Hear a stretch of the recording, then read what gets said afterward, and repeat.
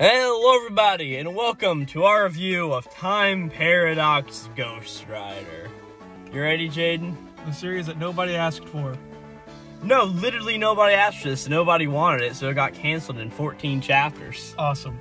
So, pretty much we're back for our series. We covered Nisekoi a long time ago, we just got done covering JoJo's, and now we're doing one long video on Time Paradox Ghostwriter. Yep. So, pretty much here, we're going to do it like how we normally do. We're just going to go through each chapter sequentially, talk about everything that's going on in the chapters, and eventually review it and finish out the series this time, since this was all we have. We got Jaden here with me. Yeah, that's me, yeah. He was not very enthusiastic to read this. No, not at all, really. And I still am not. I mean, we'll get into it. Yeah, we'll get into it. So, first off, there's a few things that I really need to mention about Time Paradox Ghostwriter. First off, the story is by Kenichi Ichima, and the art is by Sunihiro Date. Yep. So, are these guys known for any other works? No, if I'm not mistaken, this is actually their first work. Okay, because the art in this is actually pretty Yes, good. the art is really good, and I'm glad you picked up on that. Funny enough, so we are recording this on Monday, what is today, the 24th? Something like that. And this video will be coming out here on Thursday on the 27th. But yesterday, they released a new one-shot in Shonen Jump. This pair did. I forget what it was called, but they literally released it yesterday. That's nice. So, which shows that they may not be done. I mean, there's definitely a whole bunch of stuff in here that sort of talks about the creation of manga, and we'll get to that in the premise of it, right? But pretty much this series aired in Shonen Jump, at least here in the West. It's obviously it'd be a day earlier in Japan, on May 18th, 2020, and ended on August 30th, 2020. Yep. Keep that August 30th date in mind, because it's really funny later. Okay. So this series ran 14 chapters. We'll get into it, but the premise of the series is about plagiarizing a story from the future. Yep. And the Japanese audience obviously hated this. Really? Yeah, I mean, so Jaden, so you may not know a whole bunch about Shonen Jump and how it works, right? But pretty much every so often, new serializations get into Shonen Jump, and normally if a series gets canceled, it ends around 18-ish chapters, right? Yeah. This one ended at 14, which is really big deal, and, well, there's a few other things in here about, like, color pages, and I can explain those as we get to them. But to say that this series had a really bad reception, and really nobody wanted to have anything to do with this series, thus why it got canceled literally 14 chapters in. Yeah, because the whole moral question of plagiarism is brought up a lot in this, but it's also not addressed well. It's like, plagiarism is bad, but I've got to do it. Yes, but I think before we can really get into talking about it, we just really need to talk about the series, right? So we open up the series, we get our first initial color page with lightning hitting a dude's apartment, right? And his microwave, refrigerator, and little robot sitting on top of it hits it, and they all meld together. The cold opening here is not the best. And, oh, I think it's fucking amazing. And I especially love this next line. It's like, from that day on, every week my microwave spit out an issue of Shonen Jump from 10 years in the future.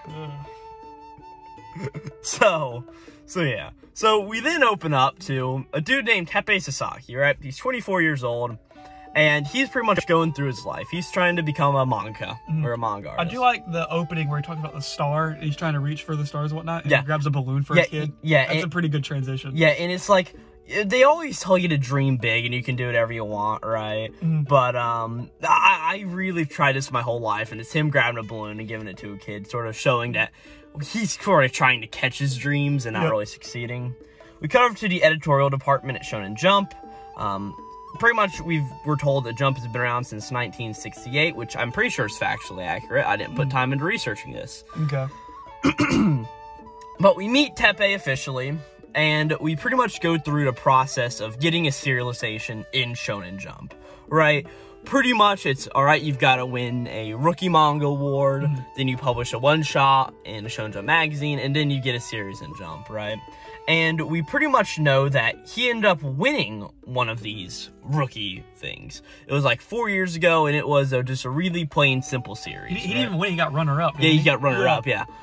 Which still counts. I mean, it's still really good. You gotta think, how many kids are in Japan and want to be manga artists? That's true, yeah. So, pretty much, he has now just trying to get a one-shot published, and his editor, Kiseki, is just an asshole about it. He's like, all of your shit sucks, it's too bad, it's too normal, and it's just not good. At least he's realistic, man. Yeah, and Teppei's just like, no, so the deadline's tomorrow, right? I can redraw another 47 pages in just like 8 hours for you. I'll be back here at this time tomorrow to turn it in, right?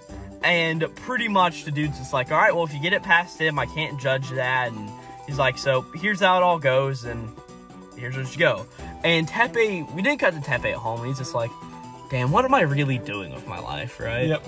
This is... All my friends got stable jobs. I'm the one here trying to make ends meet, man. Yeah, and he makes a really relatable note, I think, here. And he's just like, in 5 days, I'm going to be turning 25, and I think it's time just for me to quit. I mean, the dude says everything I make sucks. I can't cultivate an audience.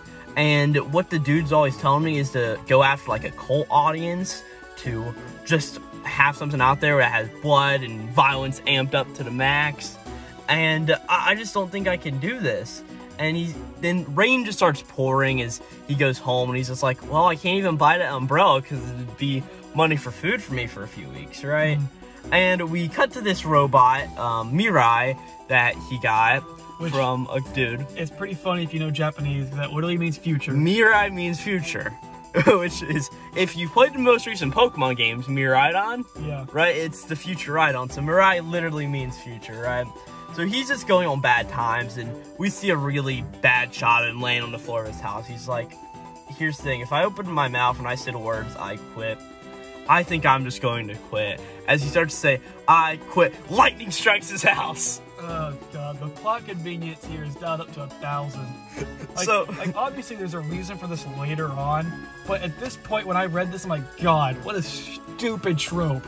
It's ridiculous. This shit's great. So pretty much lightning strikes his house, and his refrigerator, microwave, and robot are all fused together, and he's like, shit, this has to be a hidden camera joke, right? Who stuck into my house? And then the microwave just goes, ding! And he goes over, opens it up, and he's like, why is there an issue Shonen Jump in here? Did I get like too drowsy one night and throw one in here? And he picks it up and he's like, I've been reading Shonen Jump for a long time. I don't recognize this series, right? And he's like, all the series are different. What's going on? This is wrong. Because One Piece would still be running. I was going to make the exact same joke. That, is this series really saying the future that One Piece is going to be over in 10 years? Personally, I think One Piece is going to be over in 10 years. No, it has to be. Here's the thing. Oda has said that we're in One Piece's final arc, and while that could go on for a while, I think it's going to be probably about 20-ish volumes from now till the end, maybe like 25. So I'm really saying 3 to 5 years at max. Okay. So, I think One Piece is going to make it 30 years of serialization and be done. That's crazy. But we're not talking about One Piece. We're talking about a series that ran for, let's see, May, June, July, August, 4 months. Yeah. So, pretty much, he's like, oh, why are all the series different here? And he reads this series, and it's called White Knight, and it's by an author named Itsuki Ayano. It's the first chapter to come out, and he's just like, holy shit, this is really good. The way he mentally reviews the manga kind of feels like when you do your reviews, just the really hyper detailed shit. Yeah, and here's the thing, that's what's really funny about this, is because he's just like, man, the story's so good, and as we'll see here, he ends up plagiarizing White Knight eventually. And the whole deal here is that he's just like, this is so perfect and amazing. We really never get any explanation of it. We don't know why the series is so good, why people like it so much. All we know is that it's just wildly popular. Talk about plot convenience. Then that's another thing. It's really a question of, if this series is so good, why don't the authors just write this? Exactly. Right? Or any of Teppei's 47 other works by the end of the series. Yeah, and the funny thing is that throughout the series, they give like plot points the guy has to work on. So clearly the author thought of said plot points to put in to weave into it. Yeah, so pretty much it's just like, holy shit, this is so good, right? And he puts the issue of Jump down and he goes outside to scream about it. Whenever he comes inside, he can't find it. So he's just like, huh, that was a really good story I thought up. And at this point, he's just like, wait, if this is my series I thought up, I can write this down. This is my series, right? So pretty much he decides to plagiarize it and he writes down the entire thing. And he's pretty much got to trim down the series from 51 pages to 47. So he has to cut out a few things. But pretty much he goes the next morning and to meet with the guy again. And he hands in the thing. And the dude's like, no, I'm not reading this. I don't care. Right? I don't care to do this. And he's just like, you suck. You're never going to be worth anything. You just get out of here, right? At this point, the editor-in-chief walks up, right? This guy, this is the only time we see this guy. And he's just like, here's the thing. You committed a crime by barging in here, right? But the manga didn't commit a crime. So let me read it. Okay.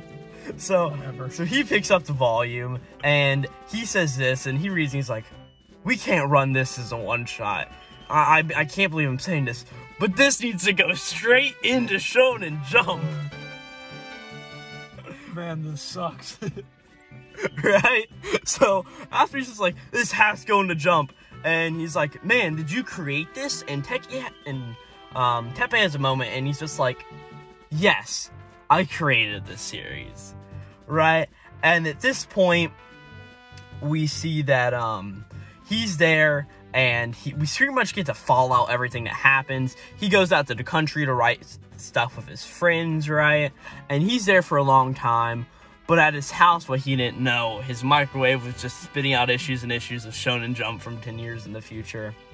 And at this point, we cut to a girl, the waifu, whose name is Itsuki Ayano, right? Yeah. At age 17, and she's like, wait, what is my white knight doing in Shonen Jump?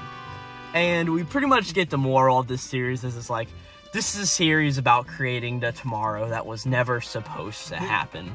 This feels like, this is a very personal thing between me and Corbin, but it feels like when I watched the D&D movie, and it basically had a ton of the same plot points as the D&D campaign I'm writing, and I was just like, wow, that sucks. I felt the exact same as how she felt. I was very relatable.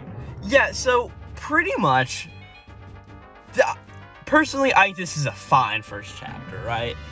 The whole thing is that, alright, what's Tepe gonna do now? Because it's actually spitting out issues out of his microwave. We get I find it really funny and just really dumb of the whole moment of, we cannot run this in Shonen Jump. This is to go straight into this other magazine. And the whole thing of meeting Ayano, who is writing White Knight at this point, is very actually interesting, if you know what I'm saying, right? And it's sort of, I think Tepe is a very fleshed out character by this point. Right, we sort of get a few of his character details, and well, obviously, it's more here later. But what did you think about this first chapter, Jaden? I mean, it's alright. I think that, like, knowing that this is a canceled series, I can see the threads of it beginning in chapter 1. Oh, yeah, I can, too. I mean, you can really tell it's kind of set up for failure with how ridiculous this plot is. Well, here's the thing. You can have a really ridiculous plot. It's really just that the Japanese audience couldn't latch on to the idea of plagiarism. Yeah, I mean, it's a shitty idea. I think with a better author and the more idea of morals that goes through this. Yeah, because there are some, like, moral, like, battles. Dilemmas, in Tepe's head, but he kind of doesn't really act on them. Yeah. So, but now going into chapter 2, right? We start off with the explanation of what the point of no return is. Yep. As he's just like, alright, so what is this? What am I going to do? I now have to write this series, but it's plagiarized from 10 years in the future. What can I do about this, right? And we see that his microwave is spit out the first 7 issues, so we're up to chapter 7, and Tepe's just sitting here thinking about, like, alright, so how does this work? So, obviously, I already published White Knight, so in the future, that means if this was the same timeline, then what would end up happening is that the timelines would have diverged, or the series would have been stopped, so what's going on with the timelines, right? Oh, you're speaking at your ass. The time travel rules in this thing's stupid. Yeah, if you can tell, Jaden's putting his hand in his head like, God damn, this is so bad. The time travel, man, it sucks. So Teppei pretty much is just trying to talk about Taimon. He's just like, what's going on? He's like, I'm a fan of sci-fi stuff, and maybe that's why I noticed, but what's going on, right? And at this point, we sort of get a bit of a deep dive into Teppei's characters. He's just like, all of my work is always called empty, right? And he's just like, I don't care if the series is empty. I can't stand for this. I have to end this series, right? Yeah. And he goes to cut the cord on the microwave power line. Which, mind this, I highly doubt that this thing is working by the power line attached to the wall. I didn't even notice him doing that. Yeah, he's trying to cut the power lines of the thing. Okay. Also, a few things here. He's cutting live power and it's still plugged into the wall. Yeah. That's a good way to get himself fried. Yeah, I don't think he's a very good electrician. No. And also, this thing has to runs on some mystical fucking powers for time travel. If he found out how to time travel with his fridge, I'm pretty sure he'd sell that shit. Yeah. But pretty much he tries to cut the lines and his phone rings, and he's pretty much meeting with his new editor, Mr. Mononoke today. Pretty much the dude from before got kicked out because he didn't want to read his stuff and everything. And pretty much they meet today, and the editor's just like, Mr. Mononoke is just like, it's really good, right? And he's just like, this needs to be a series, right? And he's like, it's really good, but Teppei's like, I just can't do it. I only expect it to be a short story, as he thinks in his mind. Well, the way I sort of set it up, I sort of meant for it to be a long-running series, but that doesn't matter, right? He's like, this was supposed to be a short series. And Mononoke is just like, Teppei, here's the thing. These characters are alive on the pages. Are you going to rip them of their life just because you don't want to do it? As he dumps out a bunch of fan mail on the ground, he's just like, Teppei, these are all fan mail for you, right? And he's like, this is the most we've ever gotten from a series that isn't even in Shonen Jump. And Teppei reads a few, and he sort of cries, and he's just like, oh my gosh, what is all this, right? And Mr. Mononoke is just like, here's the thing, Teppei. It's up to you if you want to draw it. But let me just say,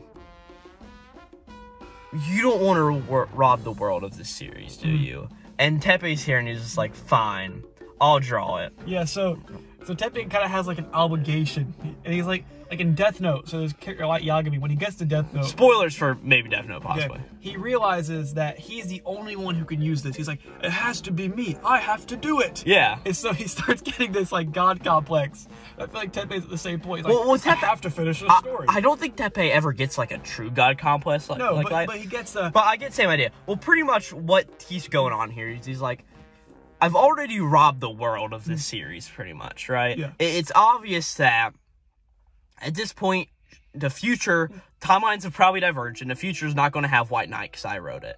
It'd be a disservice for me to cancel the series now. People need to see it because I robbed this Itsuki Aino person of all this that happened, right? And then he basically says to himself that it must have been sent to me for a reason. So that's why I made the connections, because Light thinks that he was chosen for the Death Note. Yeah, when we know in Death Note, he really was. He just picked it up. Yeah, it was just where he just sat on the ground and he was like, oh, let's see who picks it up, right? Yeah. But pretty much he's like, I screwed that person, and he starts to walk outside thinking to himself, and there's a girl outside, and who says, hey, are you Teppei Sasaki-sensei? And he's like, yeah, who are you? And she's like, I'm Itsuki Aino. And Teppei just has this, oh, fuck, oh, shit. So that's chapter 2. Yep. I think we said everything we wanted to say. So. Yeah, I mean, again, setting up stupid time travel. It's making this guy's actions seem kind of justified. Yeah. Whatever. Moving on. So, 3, pretty much Aino's here, and she's like, how do we write the same exact series, right? And Teppei's got the storyboard, he's like, can I look at that? And he's like, yeah. So, pretty much what ends up happening is storyboard gets passed over to Yuri. She's like, this is the exact same as my White Knight. And Teppei's like, oh shit, I really fucked up. I didn't think Aino would still be alive. Was she working on this early, right? As Aino pulls out a G pin, which is the pin used for writing manga. They're really sharp, and holds it out like she's gonna stab Teppei. And she's just like, did you sneak into my room and do all of this? And he's just like, no, it's just a coincidence. And pretty much she starts to chase him, and Teppei runs away.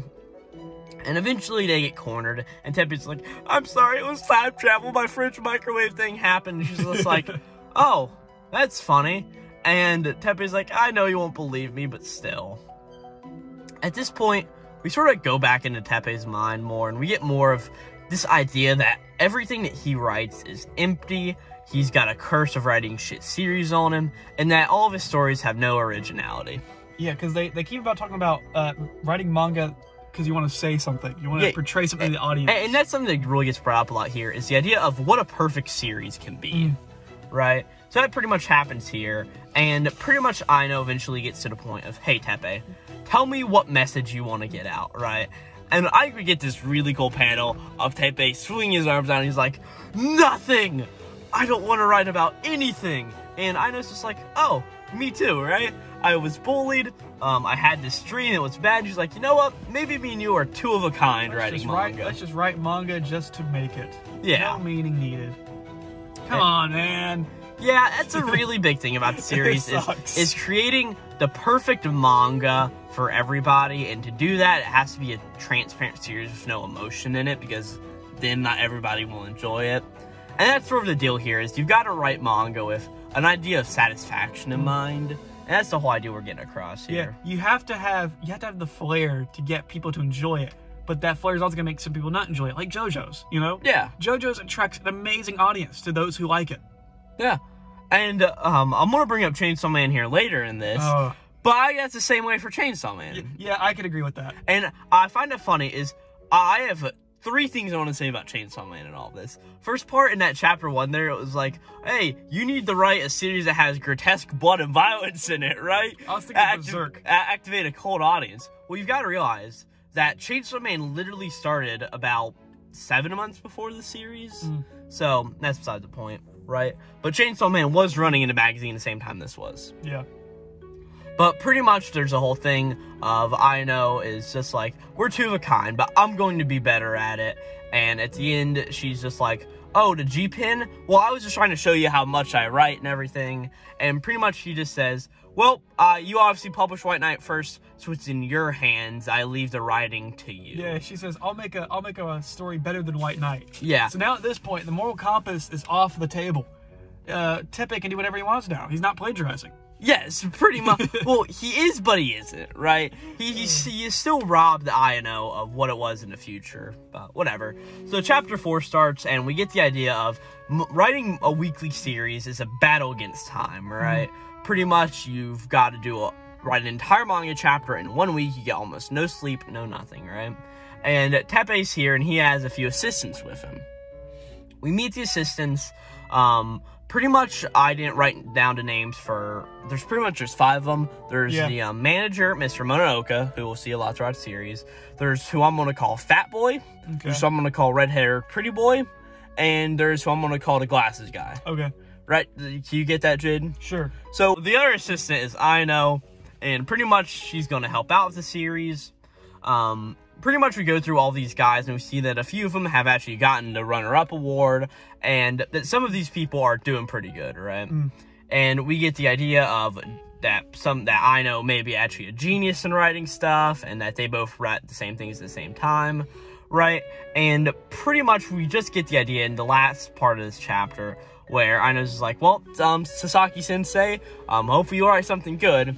Something to note here, Aino is 17 and Teppei's like 25. That's real nice, yeah. Right? So, pretty much, Teppei's just like, here's the thing, I can't tell her the truth, right? It just won't be right.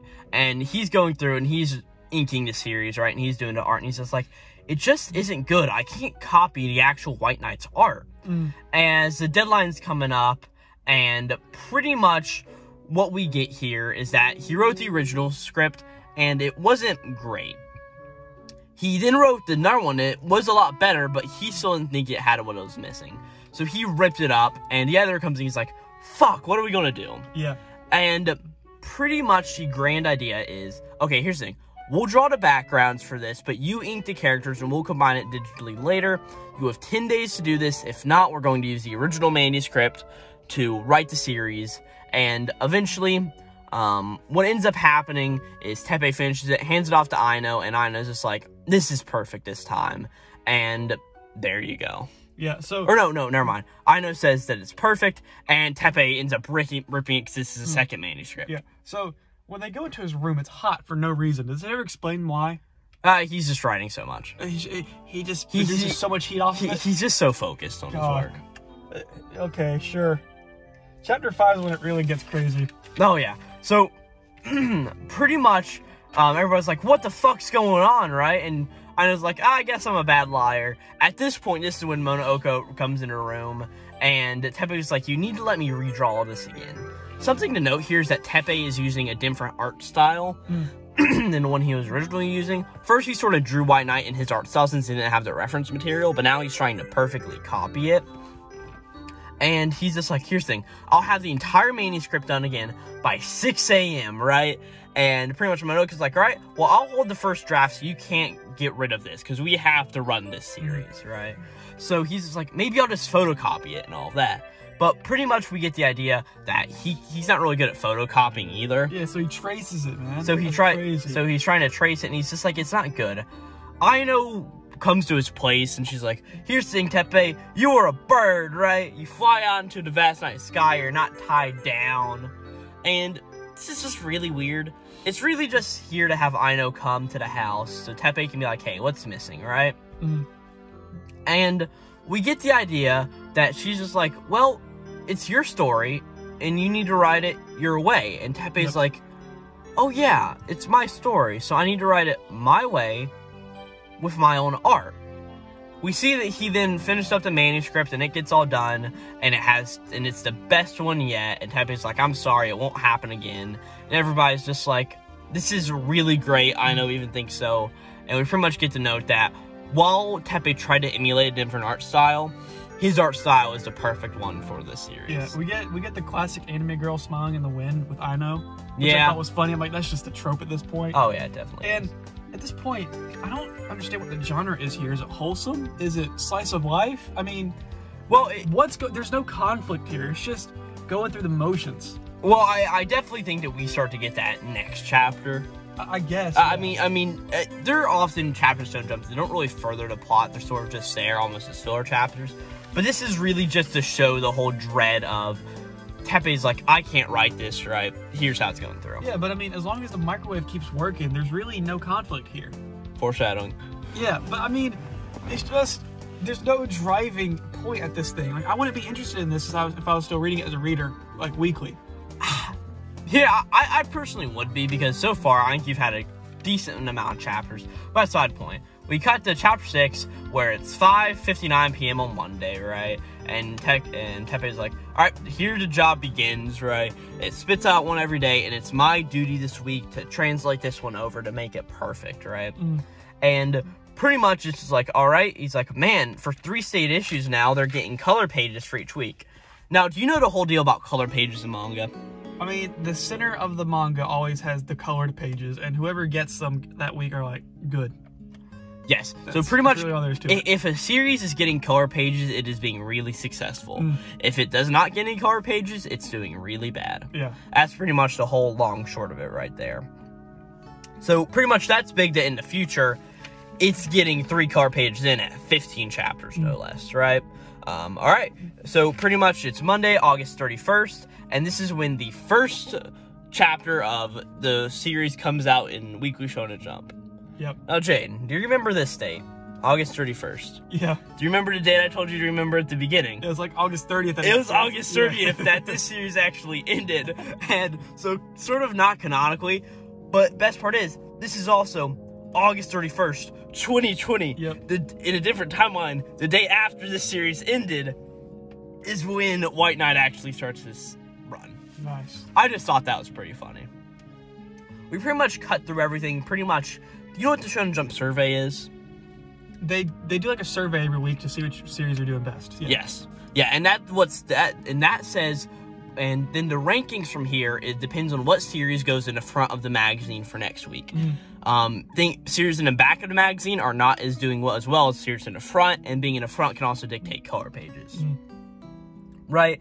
So pretty much, they came in the number first of the survey, right? October, finally have the 6th chapter out. They finally get the 2nd into rankings. And pretty much here, Volume 1 comes out in December. And, oh, look at that. An anime adaptation is already announced for the one in the future. Yep. Right? And this is really weird. Anime adaptations almost never get announced based on the first chapter. Except for one series that I've heard of that does. And that was Chainsaw Man. I thought it was Hell's Paradise. No, Chainsaw Man. Chainsaw Man, on the first chapter, one of the guys mapped said, alright, we're going to go and get the rights to this, we're going to make Good this. Lord. Right? That's not the point. We just keep going on, right? First chapter of the same series comes out, right? And it just keeps going on. November 4th, Volume 1 gets released, December goes on, and we see that Itsuki Aino has now won the Tezuka Award. This is one of the big prestigious manga awards and pretty much means that you may have what it takes to become a good mangaka. So that's really big for her, right? And they all go out to have a big BBQ and to have fun. And at this point, pretty much the glasses editor named Igarashi is sitting there, right? And he's talking to Teppei, and he's pretty much like, hey man, I was pretty much in the same boat you were. I was giving up on manga, right? He pretty much had the same fate as Teppei, right? He won an award and it wasn't doing too well. And pretty much he's like, I read White Knight and it made me want to get back into this passion. So thank you, Teppei. Your series really can change the future. Oh, yeah. Ha ha ha ha. Right? So pretty much at this point, right, Teppei just falls asleep, and whenever he wakes up, Aino is writing a series, right? And Teppei's here, and he's just like, damn, if I could just turn back time, what would I do, right? I won't know if I would keep writing this, right? As pretty much we see Aino's writing, and she keeps messing up, so Teppei gives her a sketchbook. And from there, she's like, oh, thank you, I'll use this to write a bunch of stuff in. So from there, we time skip all the way from January to April, where it's April at 4:58 on Monday, right? And he's like, all right, it's getting ready any second. And we see that the future anime is already announced, right? And he's just like, here's the thing, we're doing a little bit worse than the future White Knight, but this is fine, right? And then he starts looking, he's like, oh no, it's 5:01. Why is there no Shonen Jump in my microwave? Oh no, conflict. Oh no, what are we gonna do? Right? So, I think here's where you really have the notion of, alright, because by the end of the 7th chapter is where first volumes in Shonen Jump normally happen. So by the end of the 7th chapter, you really need to have that moment that brings people in and wants people to continue the series for not only volume sales, but readership sales. Okay. So, for a lot of manga, this is actually a pretty good way to start off on chapter 6. I know that you only read good stuff, Jane. You normally don't dive into some of the shit like I do. Yeah. But this actually isn't bad for a series like this. Okay. So, pretty much, going to chapter 7, Teppei waits till midnight, and there's no Shonen Jump there, right? And he's like, crap, this is bad. I have 12 backlog issues to go off of, right? And he's just like, well, here's what it is, right? And he's just like, but this means that I may need to write the own story for White Knight. Yeah. So, pretty much, next week happens, and, oh, look at that. Shonen Jump is here. And he opens it up, and it says, White Knight has been canceled in memorandum of Itsuki Aino. On April 6th, 2033, she died. Oh no, she's dead. So he's like, fuck. So Aino in the future is dead? And he's just like, so wait, what are going on with the timelines here, right? So in that timeline she died, does that mean in this timeline that innocent girl is going to die too? Right? And he's just like, oh no. And he's just like, why was it coming here? Was it just coming here so Aino wouldn't die? But she did die. And he's just like, damn. What do I do? What's going on? As the robot Mirai sitting on his fridge pretty much says, Future Thunder. As we see that iron sand starts to come off of the fridge. Okay. So I think this is in chapter 8, is it not? No, it's chapter 7. This is a JoJo reference. Is it? Boom Boom Family. Iron Sand. Okay. If it was used for battle purposes, maybe. No, we get another JoJo reference later on. But it's iron sand just on a fridge. Yeah. So, but pretty much we just see that this iron sandstorm just fools a ball. Yeah, and it just writes on the fridge. Death of Itsuki Aino not yet eliminated, right? Pretty much only you can prevent it. And again, we get that note we got at the beginning of the series. this is a story of a future that was never supposed to happen. Yeah. Dun dun dun dun dun dun. Okay, so this has to be a reference to the manga Orange, which is a shoujo series. It's basically about this girl who gets letters from her future about how to save a boy who she was very close to but committed suicide. And she has to find a way to save him, but she doesn't exactly know how. And so it's like she gets letters from the future telling her how to do it, and blah, blah, blah, blah, blah. It's a really good series. And this, this poor imitation of what could be called a series. Jesus fucking Christ, dude. You really hate this thing, don't you? It's not the worst thing I've read. It's far from it, actually. No, here's the thing. I think before we go on to this, this isn't a bad series, I don't think. Yes, it got canceled. No, it is a bad series. But this series is in its best, where you can just sit down and laugh about it because of all the stupid fucking bullshit that happens.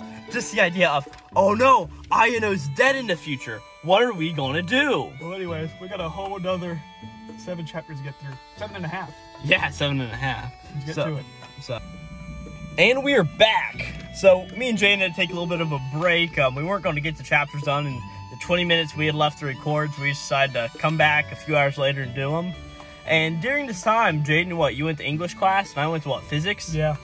Best part is, physics doesn't explain any of the shit that happens in this series. Yeah. Did you ask your teacher about it? No. I'm not going to ask about the meanings of time travel and all that and the weird square stuff. root of 144. Oh, we'll get into that.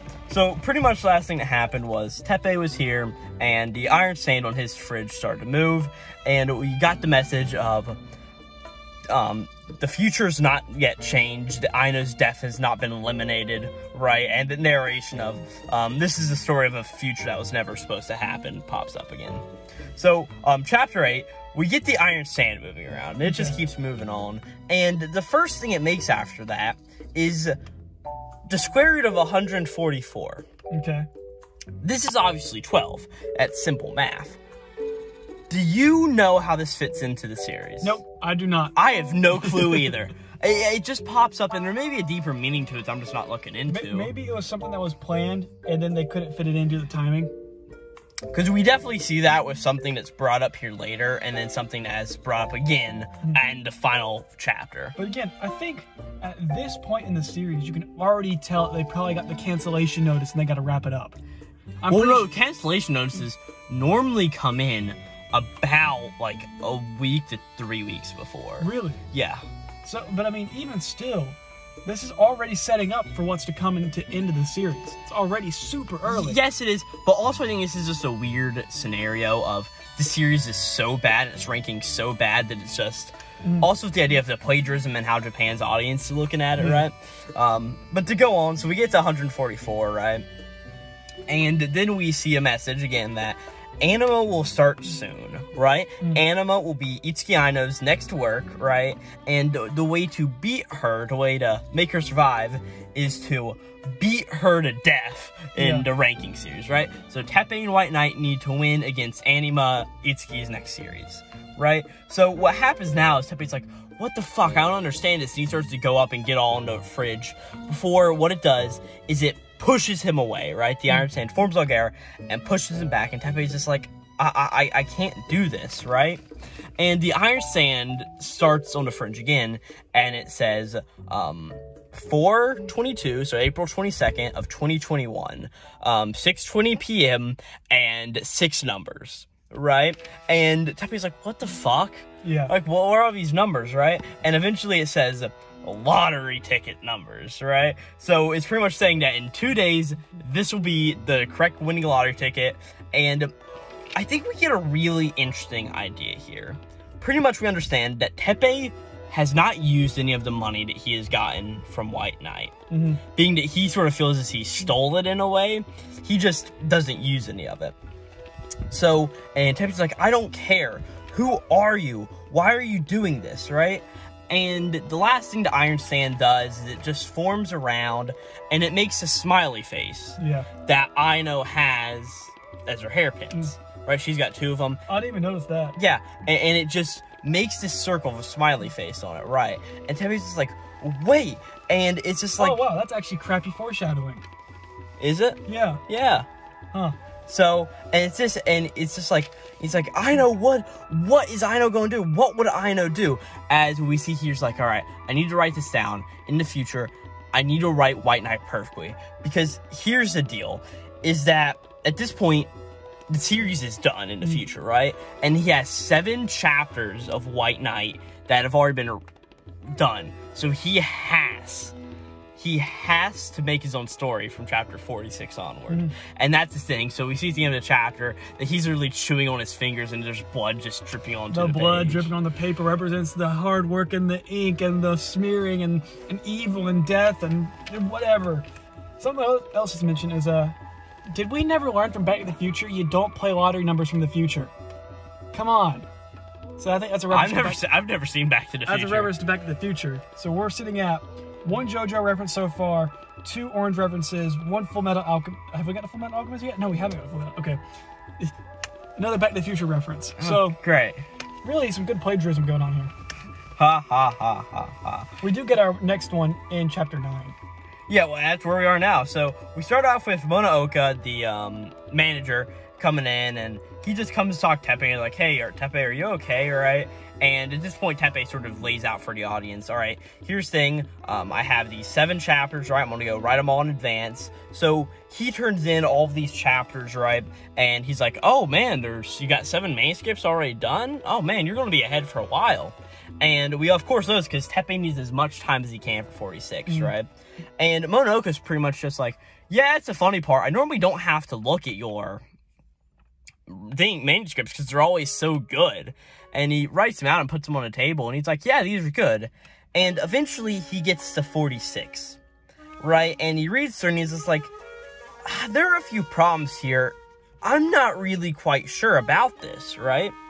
And Teppei's like, okay, then what's wrong with it? And Mononoke's just like, it's just okay. It's perfectly fine, but it's okay. It's not amazing like the rest of White Knight has been. So at this point, we get the idea that, if I'm not mistaken, he's like, Teppei's like, all right, I don't need to overwork myself, but also, if Aino is going to die in the future, well, that's because she is overworking herself. Yeah. Right? And here for a few seconds, it comes to a few days later, and he's just like, well, I have to get better, and I have to get better at writing this, because I have no choice. I have to beat Anima eventually. So, pretty much, we see that the lottery numbers were correct, and that eventually, Aino comes over to Teppei, and she's like, hey, can you give me a lesson on how to draw manga?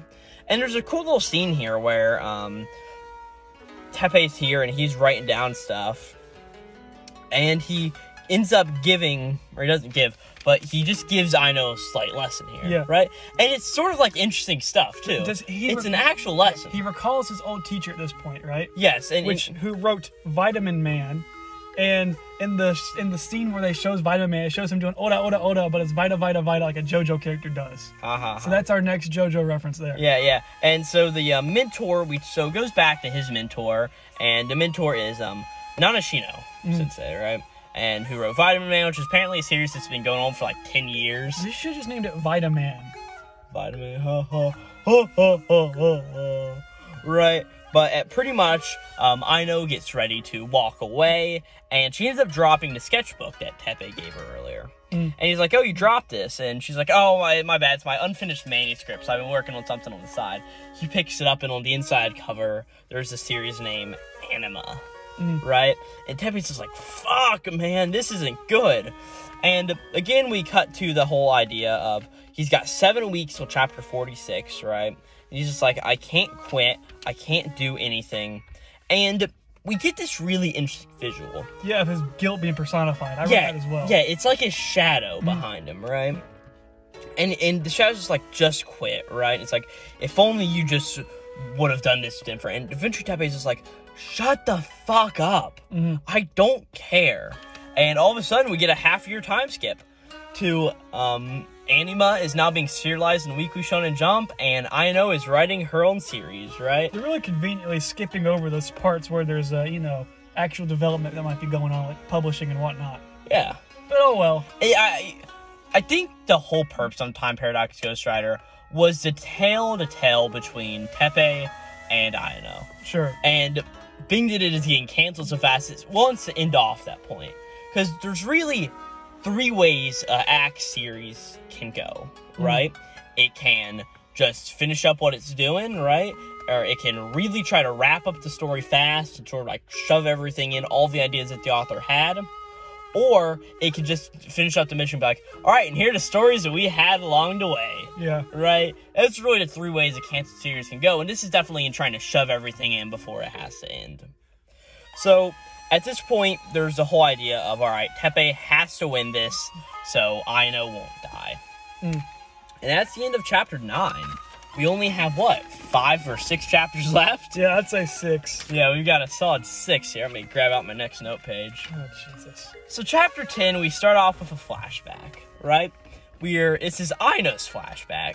As we see that on a park bench some days, there's just this really old man who apparently had every issue of Shonen Jump. Which sounds nearly impossible. Yes.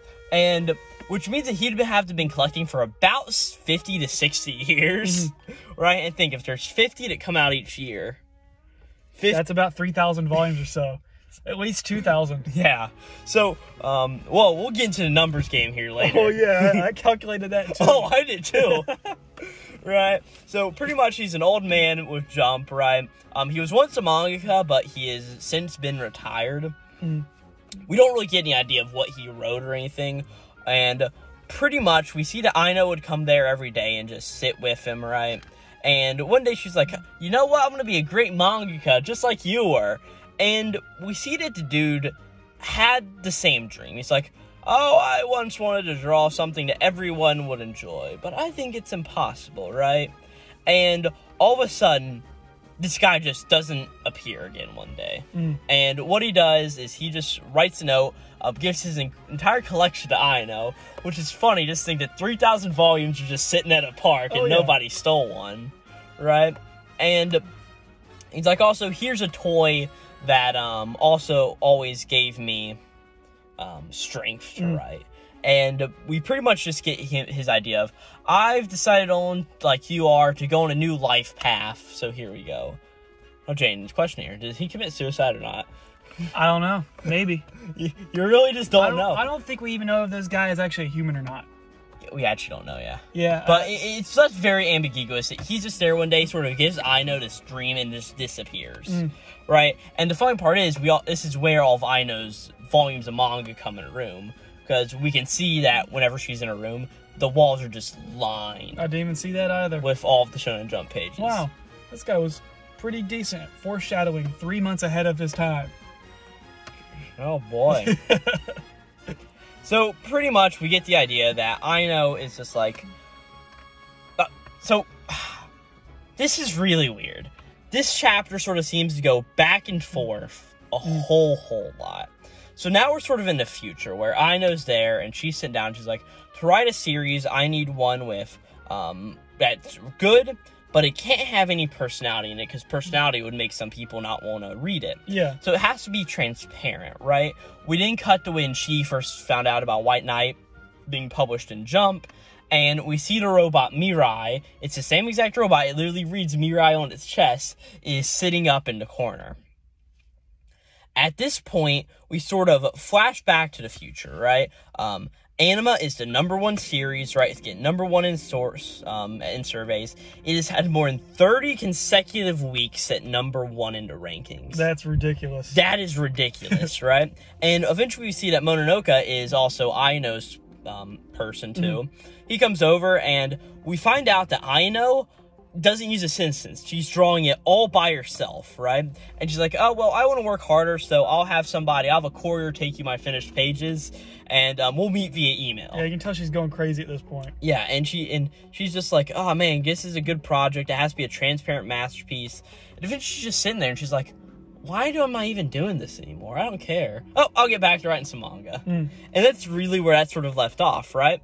And all of a sudden, we cut back to the past, where Aino is walking up to the park bench, and there's this old guy sitting there. Apparently, it's the first day that they've ever met. And she's just like, oh, what are you doing on the bench? And the guy's like, oh, I'm sorry, I need to move. And she's like, well, here's the thing. I've got nowhere else to go, so this is my bench, right? I get bullied by everybody, right? And the guy's like, all right, come over and stand. He's like, hey, do you like manga? And she's like, I've never read it. And he's just like, well, I can see that why people wouldn't want little kids to read it. It's all nonsense, it lies, but some people need that nonsense and lies in their life to fully go on living. It's honestly a really nice moment where he gives the magazine to Aino, and Aino's sort of sitting there, and Corbin, at this point in the story, you have gone so far into the ridiculousness of this. I can't even follow what you're saying anymore. You read the chapters. I did. And this story's ridiculous. Oh, it is. And eventually we just cut back to Aino dead on the ground. No, she's exhausted, you know? No, she's dead. She has that sleeper build, man, you know what I'm saying? Right, fuck you, Jen. I don't know why they drew her so curvy, but they did. Yep. Well, she's dead on the ground with her ink bottle on the ground, right? Oh, no. So, now, we cut back, right, to Aino and Teppei's game, and, like, the game is on, right? Pretty much what's going on is Teppei is riding, right? So White Knight is doing good still, right? It had the little drop-off after that chapter 56, but it's doing pretty good, right? Animas are arriving and doing fine. Anima's at number 1, and White Knight's number 2, right? And Teppei's like, shit, I guess I'll have to do whatever it takes to beat Aino here. And he's just like, man, well, it's really hard to get these chapters so good first try, and he's working on it, and eventually he goes over to Mononoke, and he's just like, hey, how's Aino doing, right? We haven't seen her around, and apparently this is right after Mononoke went and talked to Aino earlier, so he's just like, she's doing pretty bad, and at this point, Teppei's like, fuck, does that mean she's going to overwork herself to death? Is this not chapter 11? Yeah, it is. Okay, I didn't even say we went on to chapter 11. Oh, my bad. Yeah, really, a mangaka dying from exhaustion is as meta as it gets, because we see that happen quite a lot in the real world. Yeah, we do. I mean, recently in, like, My Hero Academia and Black Clover, these series have been going on massive breaks for weeks at a time, just because the author's health is doing so poorly. But just say chapter 10 died with Aino dead on the ground. Yeah, okay. Right? So, pretty much, yeah, going on 11 here. So, Aino's doing pretty bad, and Teppei calls her, and her phone's not on, right? He calls her and her phone's on, and he talks to her, and he's like, oh, it's just the same old Aino, right? On the phone. But we see whenever Aino puts the phone down, she's really not doing good, right? And Teppei's like, how could I win against a junior like her, right? And next thing we know, Teppei gets a call, and Aino is died of exhaustion. Yeah. And so, like I said, the timeline is getting really weird here. I wrote what just happened into the same regardless. You know, and I think it goes on in chapter 12. Well, we're still in 11. Yeah, okay. So pretty much, there's still more. Yeah, so Teppei's, we've got 4 chapters left. Teppei goes up to his friend, he's like, what the fuck? This doesn't make sense, right? And all of a sudden, the iron sand forms an iron sand portal, and 1 minute Teppei standing there, the next moment, he's gone. Yeah. He just gets sucked in. Yeah. Yeah, this is honestly really bad. We have reached the BS territories here. Oh yeah, the next, and from this point it just gets more conceptual and more weird as it just goes on. Okay. I still don't think this is bad though. There are much worse things written out there. Well, let's get into it. So just to have you know, I literally have half a page of notes written on chapter 12 alone. So chapter 12, we open up. So we pretty much open up, and there's a book here, right? Blank pages, no words are written on it, right? And there are 2 chairs with a lamppost coming off of the top of both of them, right? In one chair is Teppei, and one chair is Mirai the robot, right? And pretty much as we see, Mirai says, this is a crack in space-time, right? We are also sitting on a blank page of history, something that is yet to be written. This is why it's a crack in space-time or whatever. This reminds me of a lot of Truth with Fullmetal Alchemist, because there's this place where alchemists go to where they meet Truth and they talk to him about blah blah blah blah and make exchanges and whatnot, and we'll see that later on. This is where I said the Fullmetal Alchemist thing came from, was like the opening door and whatnot. So there's your Fullmetal Alchemist reference for the day. Great. So pretty much Teppei's just like, so why did this end up happening? I tried everything. And Mirai just cuts him off and is like, here's the thing. Aino's dream of drawing that perfectly transparent manga was the source of her death. Yeah, so it's like... She could never make it perfect enough, so she would overwork herself so she could try to do this. So it's like she's fated to die in every universe. Yeah. See where I'm going with this? Sort of like Gyro, yes. Sort of like the Zeppelis, yes, which is another reference. Kind of. I think at this time, you're sort of just pulling in correlations that seem close enough. No, they are, but a lot of them are very close, you know? Yeah, I can sort of see that, right? But pretty much the way that Mirai says this is, my goal was to try to destroy her dream to save her. I casted you as the villain of this story to ruin her dream, but then build it back up and be the hero!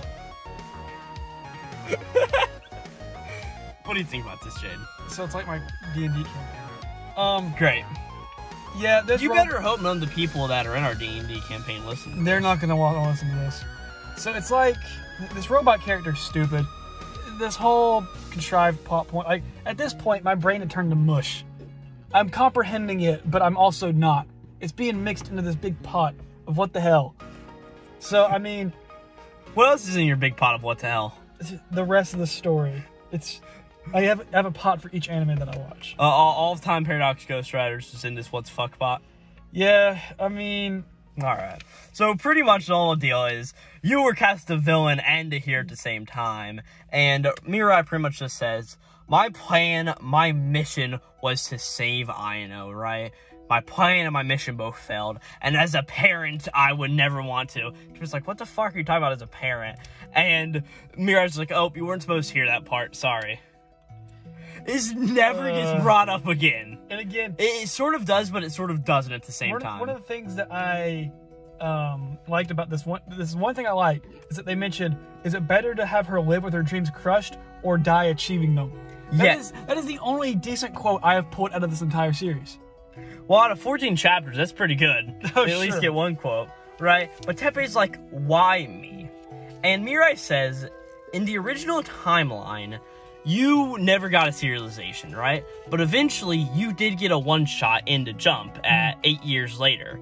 And that is what made Ayano want to go turn in all of her transcripts, and White Knight eventually got published then. And so pretty much, Teppei, you were the one who ended up pushing Ayano to start writing this. And Mirai's like, so you two are really just two of a kind. You may not think of it, but you two are, right? And she's like, so the best course was just to have you do this, right? And Teppei's like, well, it didn't work. And Mirai pretty much just says, well, here's the thing. I feel like I pushed you into doing this, right? You didn't want to do this. And I have very little power left in me, right? Like our batteries are running dry. So it's just like, you have two options, right? I can send you back 5 days and stop time, and she will live forever, right? Pretty much all time will be stopped, but Aino will still be alive. And Teppei's like, no. And he's just like, why are you doing that? Nobody would get to live. And the robot's just like, here's the thing. If the ending of the story is death, if we end before the final chapter, it may be a bad ending, but there will be no tragic ending to go along with it. Jaden. Y'all can't see my exasperated face. Oh no, But it's out the roof. This series sucks. So pretty much it's getting worse the more we review it. And at this point, Teppei is just like, well, no, the heart, right? And he's just like, you're gonna have to suffocate. Like, that's gonna be terrible. And pretty much the idea is that Mirai's like, all right, Teppei, you have suffered due to me, so it's your choice.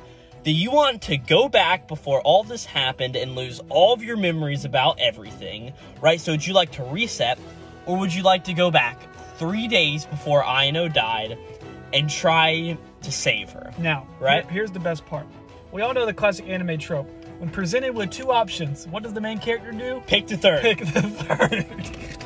And so Teppei says, so we don't even see what option 3 is. Yeah, we don't. And it's just the idea of Teppei's just like, here's my option 3. Mirai's like, oh, that's interesting, but it'll never work. And Teppei's like, you have trusted me for this long, so let's go for option 3, right? And at this point, Teppei's like, well, before we go, let me ask you, what really are you, Mirai? And Mirai says, here's the thing, I'm a ghost created by mankind's imagination, right? And pretty much, Mirai continues to say, in a story, I am a supporting character. Like, this story is not an actual one, and that Mirai is a character in somebody else's story, right? But pretty much, Teppei's like, and why are you doing this? He's like, I want to save Aino. And Teppei's like, okay, you do have a heart, right? You may be a robot, but you still have a human heart, pretty much. As he gets back to reality, as time has stopped, and Teppei sits down, and it's time for him to draw a manga. This last chapter is so fucking off the wall, it's fucking amazing. Chapter 12? Chapter 12. Yeah, I can't help but looking at your paper, and you have literally stupid cliffhanger just written down. Yeah. Well, that's robot character stupid, comma, stupid cliffhanger, comma, FMA opening door. What? So yeah. So, what do you think of this sort of twist? Yeah, it's dumb. I mean, really, I don't know how you could have even, like, solved the conflict in the first place, so I guess it's the best that it could be, but it's really dumb. I mean, the whole picking the third option, stopping time to draw manga. I mean, he basically gets the powers of the world from JoJo. I actually thought about that whenever we were reading it. So, there's another tick mark. But all right, let's go on chapter 13. Because I think chapter 13 is going to be one that me and you have a lot of fun with. Okay. Because we got to crunch numbers here, right? So, chapter 13. We get Teppei's plan. Pretty much, he will stop time, and he will draw a manga so perfect that it will make Aino want to stop drawing manga altogether, right? So, pretty much, he stops time and he draws, right? And so, pretty much, Teppei explains, it's like, so all time has stopped besides for me, right? I can write down, I can use my pen, but whenever I pick it up, it'll start to move, and it'll stop when I'm not. So we see a really cool visual of him sort of writing down on a paper, putting his pen up into the air, and the pen just stays there. And he grabs his eraser, starts to erase, sets it back up there, right? So it just keeps going through here, right? And we get the idea of how he will need to eventually stop the time, right? He will just need to go and touch Mirai to reset time going, right? So pretty much, and he's not hungry, he's not thirsty, and he's not tired. He can just draw 24/7. This is what I need to write my D&D campaign. All of a sudden, I could really use this. It cuts 796 days later, right? He is finally done with his thing. He has 194 storyboards done. White Knight has been complete. But he's just like, it's not good enough. 181 days, right? He keeps working, right? 1,530 days. He's still working on it. So yeah, at this 2,411 days. Okay, that's 6.6 years. Yeah, and he's like, I'm finally done. I finally done this, right? And he's like, you know what?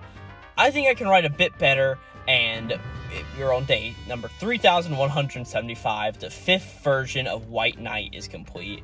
And Teppei goes to touch Mirai, but he pauses for a second, and he's like, you know what? Maybe not. As we cut to 12,472 days later, which is 34 fucking years.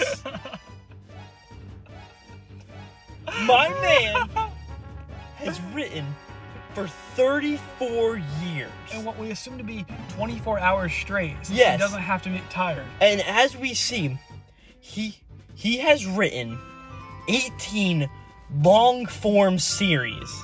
18 of them. Right? So, pretty much at this point, he's even out of watch batteries, right? So he's like, well, I can't even track time anymore, but it was a good way that I was able to sit here and sort of track my time, right? But at this point, it doesn't matter. So presumably, he writes for like another 34 years till he gets what he needs to get done. Because it's never explicitly stated that he stops here, right? Because he just ran out of watch batteries. And eventually, we cut back to the future as he's walking by, and throughout the chapter, we've seen him walk by, and there's this little kid who has an ice cream cone falling out, and he finally walks past this kid, and he resets time, and he walks to Aino's. He should have like grabbed it, put it back as he went by. That's what he does. I was setting it up for next chapter. Yeah. Oh. So pretty much, he's like, all right, there's something I need to tell you, Aino, as he touches Mirai, and it's all done. And let me just say, There is so much paper and manuscripts just stacked up in his room, it's hysterical.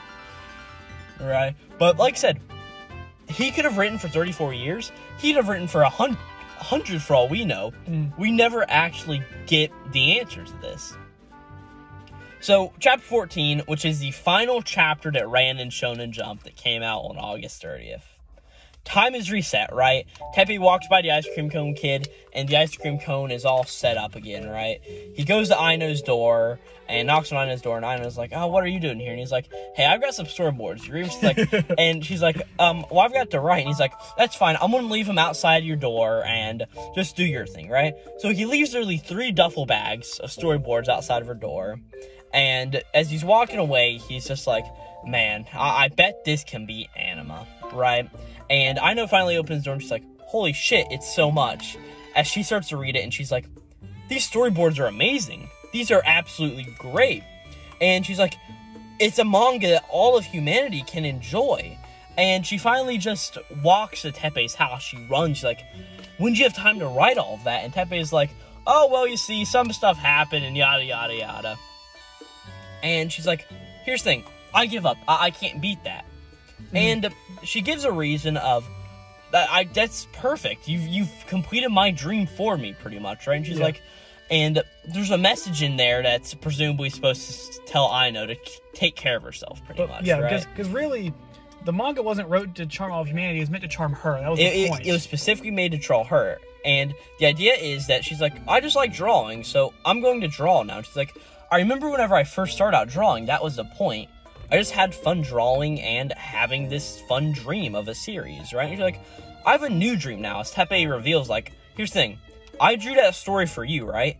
It can't reach everyone. It's impossible to write a story that can do that. But if people enjoy your series, what's the point of having everybody if just a few people do it, right? And she's just like, oh, really? And she looks around all the manuscripts, right? And Teppei's like, yeah, it's just good. And it's like, it's pretty much just like, well, take care of yourself. I know you got the message from there. And Ines is like, I got the message, thank you. As we cut to our final panels, 10 years later, Teppei is still drawing manga. Why? He's literally written like 44 series. I just realized that, yeah, he has no reason to ever work a day in his life again. Yeah, he could literally just use all of his bad manuscripts, right?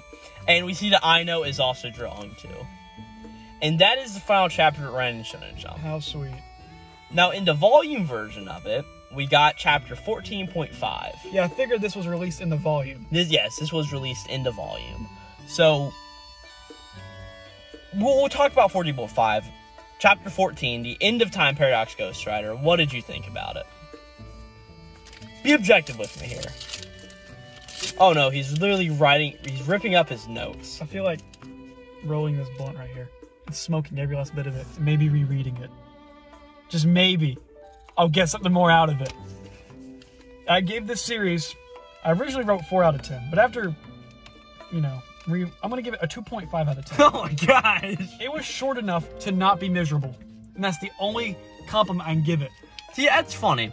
I enjoyed this series just because of all of the random bullshit in it. Like, I sat down for 2 hours, I wasted 2 hours of my time, but not a minute more, I'm glad I have it now, so I can truly tell Corbin that everything he has ever recommended to me has usually been trash.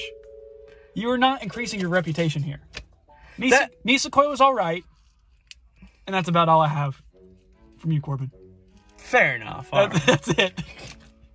It's this thing. It's just so stupid. It's funny as hell. No, it is terrible. It is ridiculous. Like the whole thing of the lamppost chair and Mirai. It's just so off the wall that at some point you just have to enjoy it, sort of. Yeah, is it one of those things that it's so bad it's good? Maybe. But it's also just so BS, you don't understand what's going on. And even a bad story has to make some lick of sense. So...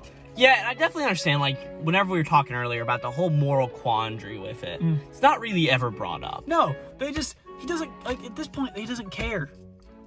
No, and eventually it's just a thing to save Aino, and Aino's eventually saved, and woohoo, it's done. Yeah. Right. So like we talked about chapter 14.5, right? Okay. So it pretty much took 5 years, but I don't have any notes on this, by the way. Yeah, well, I'll pretty much say about it. So pretty much, it's been 5 years, White Knight ended its serialization, right? Anima is also done, and Aino's already working on her new series, and Aino is now 29 years old, right? Her new series is ranking first again, and we see that Aino's like, oh, well, how's Sasaki-sensei's newest work going, right? Which is obviously Teppei, and, what the fuck, Jaden? So, he's really ripped up his notes page and made a cigarette out of it. A joint. A joint. Yeah. Fair enough. So, all I'm missing is a little bit of Mary Jane. Good job, Jaden. Maybe a little Vitamin Man. Vitamin Man, let's go! So, pretty much we see that after all of this, Teppei has just begun writing weird-ass series, right? He wrote this series called God Merger, which ran for about 3 months, about the same time as this series, right? And he is now working on a series called Zone 300, and it's ran for about a year because it's sort of gotten a cult audience, but it's about to get the axe from Shonen Jump, right? I feel like this is kind of a meta commentary on the authors themselves, because they themselves can't hold a series in Shonen Jump. Oh, I feel like it sort of definitely is.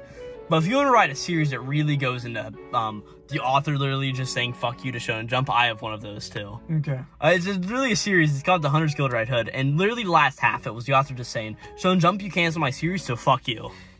It's fucking hysterical. So, pretty much, Teppei ends up calling Aino, and they're talking, and it's like, well, drawing is fun, right? And we see that all of a sudden, what ended up happening is a bunch of bags of money showed up outside Aino's door, right? Of course, we notice it's Teppei's money that he doesn't want, so he's giving them to Aino. And pretty much, Aino's just like, I wonder who would give me this, right? Teppei's 37, his last series, Zone 300, had ended, right? And all of his assistants come over to his place, right? Munaoka's here, and he's just talking.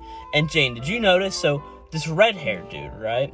He ended up marrying Aino. Did you get that? I didn't even see it, no. Yeah, because he gets a call from Aino. He's like, you know how she is. I gotta go. Yeah. Which is funny, because throughout the series, they sort of have, like, a rivalry between each other, which is something that could have been set up for a bit more if it wasn't canceled in 14 chapters. Yep. Right? So, pretty much Mononoke's here, right? They're pretty much married, right? We cut to 4 months later. Teppei is getting a new series in Shonen Jump. It's called Mobius Planet, right? And he goes to talk with his master, his sensei, Nanashino, right? Which is a person from earlier, so obviously this author was supposed to come in, and it's a really hot, busty woman, I'm sure, as Jane would think. Awesome. Did you not read the chapter? No, I did. I just forgot about it. No. Right, so Nanashino's here, right? And pretty much you're just talking about it, and Teppei's just like, yeah, well, here's the thing, I draw all this weird stuff. There was a time when I read every manga and every book ever created, right? It's not even explained. It's like, so what I want to do is I want to make a series that's unconventional and something that has truly never been done before, being that it's sort of implied that he's read every single manga to ever exist. Oh my gosh, this series is crazy. How much more is there left? Right? And then we get the whole idea that Mobius Planet was such a success that it ended in 7 weeks. Awesome. It got canceled really fast, right? And we finally get to the last moment of the chapter where Kiseki, who was the original, what do you call it, manager for... The editor. The original editor for Teppei. Yeah, they talk while taking a leak, which I enjoyed. Yeah, they're at Shueisha again, and Teppei's there, and Mono comes over and is like, oh, hey, Teppei, you come here to put our thing in? And he's like, yeah, and he's like, oh, man, it's always so bad, but I really like this, and he says, here's the thing, Teppei, I can only read your series when they're in a magazine, so keep going out there and keep publishing, I'm rooting for you, right? All of a sudden, we cut back, Teppei's writing another manuscript, as all of a sudden, cracks start forming all over him, as the fallout of being in that time-space rift start to happen, and he starts to die, and he's like, shit, I've got to finish this manuscript, as he just dies writing on his table. And all of a sudden, the old man Mirai comes up behind him and touches him back, and is like, Teppei, you saved Aino, this is the least I can do for you, and gives up his space weird life to keep Teppei, to keep on going, and there we go. So Mirai was kind of the old man, he was the robot, he was Aino's father. Yeah, it's very weird. God, he's... whatever. Yeah, it's really weird, right? And he's like, you got my desired plot, and you did that, and he's just like, I hope that eventually it'll be good, as we see that Teppei goes to meet with Mononoke again with a new manuscript, and he hands the manuscript over to Mononoke, and it ends off Mononoke going, Teppei, this is really good, as the series ends here. I feel like this series actually did a great job wrapping everything up. All this talk about good series, and yet it itself cannot be one. No. That's one of my favorite parts is that White Knight is never mentioned how good it is. And oh yeah, it's just, this is so good, guys. We love it. But anyways, that is all I have to say. Yeah, I'm done. This has been Time Paradox Ghostwriter. We talked this is probably my longest video that'll ever go out on the channel at this point. Unfortunately. Right, we talked about Time Paradox Ghostwriter, and that only leads to one more thing next. Jaden, what series are we covering next? I don't know. You don't know? I never even thought of one. Alright, just pick a series right now. I don't care. I'm not rereading JoJolion, that's for sure. Are we reading Fire Punch? How long is it? 8 volumes. Fuck it, yeah. Alright, we're reading Fire Punch next. So, it's probably gonna be a little while just because of how all of this works and into the school year and all that stuff. Yeah. So, I hope everybody enjoyed our discussion on Time Paradox Ghostwriter, and I hope we were able to break it down and make it sort of entertaining listening to it. I personally enjoyed this series enough where I'd give it like a 5 out of 10. But it's not great, but it's so stupid at points you just can't help but laugh at it. No, it gets a 2.5 from me. Which is still higher than some things I have read or watched. Oh my gosh. But yeah, so with all of that out of the way, Jane, thanks for coming on. Yeah. And we'll be back on some Thursday with the first 2 volumes of Fire Punch by Tatsuki Fujimoto. So I can guarantee and know that every work that he's ever done is bad. Do you even know what Fire Punch is about? No. I don't either. I know it's about a guy who was perpetually set on fire or something. Is it? And yeah, he learned how to punch. Oh, great. Ha ha ha. See ya. So yeah, we'll see you guys next time. This will be Glowplasma 231 out.